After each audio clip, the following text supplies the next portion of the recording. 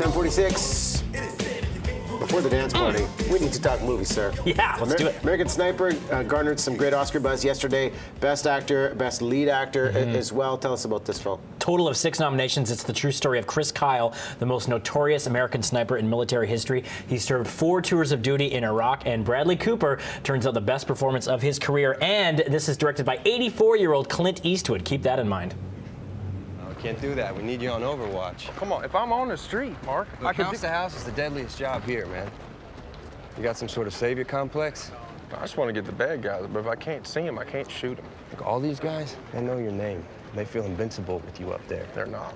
They are if they think they are. Why don't you just keep banging on the long gun? We'll let these dogs sniff out Zerkawi.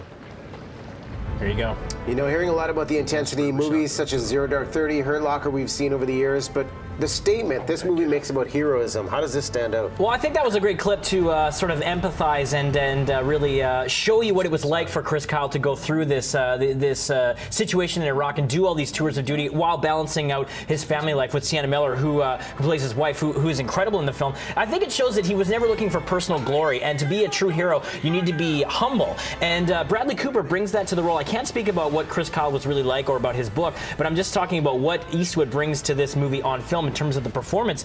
And he never wavered in his commitment to the mission over there, and he was a fierce patriot. You see his Texas roots really done well in the movie. And Cooper, I got lost in the role. I just thought that I felt like I wasn't watching this guy who was in The Hangover or Silver Linings Playbook. He really embodied who Chris Kyle was as a man, and I felt that so well. And the movie is so briskly paced and edited. It tells a lot of story in a short amount of time, but really sort of expertly crafted in my mind. Do you think this is the best of Bradley Cooper we've seen to date? Absolutely. I mean, he gained a lot of weight for the role, so physically he's transformed a bit. He's got that Texas swagger and the gait and the accent down. And as I say, I was lost in the role. I forgot at times I was watching Bradley Cooper, and I was so entranced by the role that he crafted with Chris Kyle. The movie's also full of tension, and it really captures that gritty, guerrilla-style warfare that you see in movies like The Hurt Locker and even Zero Dark 30 to an extent. It is also full of action, which I was impressed, given that Clint Eastwood is such a seasoned veteran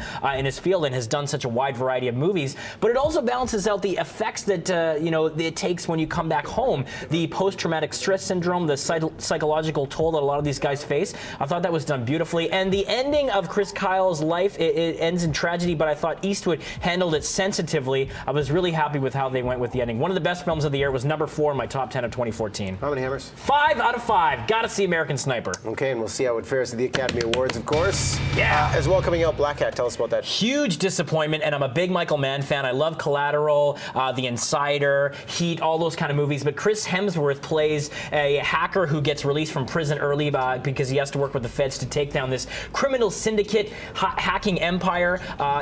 Ripped right from the headlines. But the movie has a lot of frantic, jarring action in it, and it's mixed with a really kind of slow-paced story and some one-dimensional acting and just very drab, flat characters. So it really sort of tries to hype up all this great thrilling action, but at the end of the day, I felt it had nowhere to go. It didn't have anything new to tell in terms of story, so this was a huge disappointment for me. Blackhat is a no in my mind. Did it get 1 hammer?